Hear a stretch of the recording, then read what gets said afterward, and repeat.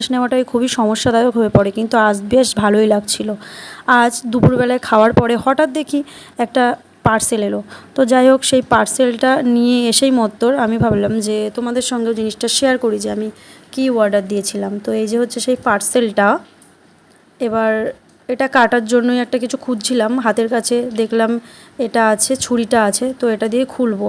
তো খোলার সময় আমি অনেকটা কনফিউজ হয়ে পড়েছিলাম, কারণ ব্যাপারটা হচ্ছে যে আমি যেটা অর্ডার দিয়েছি সেটা সামনাসামনি কোনো দিনও দেখিনি কাউকে ইউজ করতে। এটা হট করে আমি অর্ডার দিয়েছি, সামনে এসেছিলো, অর্ডার দিয়ে দিয়েছি, সেই জন্যই একটু টেনশান।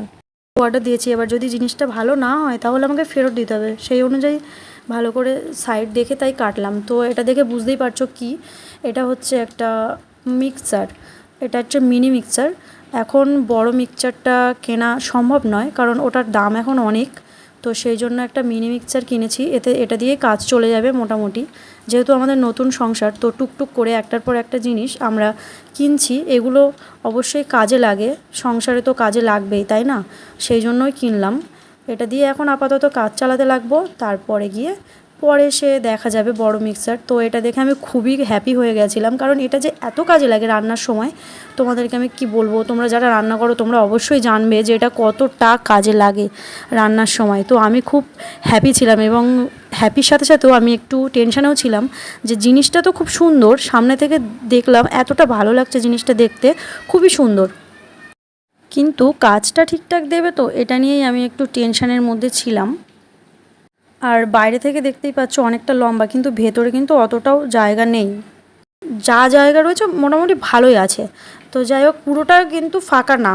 অনেকে ভাবতে পারো যে পুরোটা হয়তো পুরো লং, হয়তো ওটা যেমন মিক্সারগুলো হয় বড় বড় মিক্সারগুলো, ওরকম না। এটা উপরটাই জাস্ট অল্প, তার মধ্যেই ঢেলে। এই যে তোমরা দেখতেই পাচ্ছ, এই যে একটা আঙুল দিয়ে দেখালাম, একটা আঙুলের মাপ।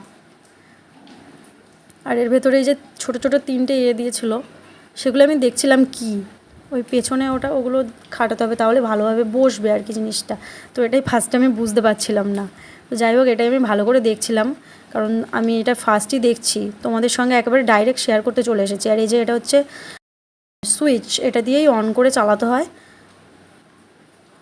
তারপরে আমি একটু দেখছিলাম যে এটা কেমন কি মানে দিয়েছে, এর গায়ে দেখছিলাম যে কী তো মানে মিক্স করা যায়। তো এটা তো দেখছি কফি মিক্স করা যাবে। তো কফি তো খুব হার্ড জিনিস, সেটা যদি করাই যায় তাহলে নিশ্চয়ই গুঁড়ো হবে সব রকম মশলা। তো এ পাশে দেখলাম ছবি দেওয়া আছে। এখন জিনিসটা ইউজ করার পর বুঝবো যে জিনিসটা কেমন হবে, ভালো হবে কি খারাপ হবে।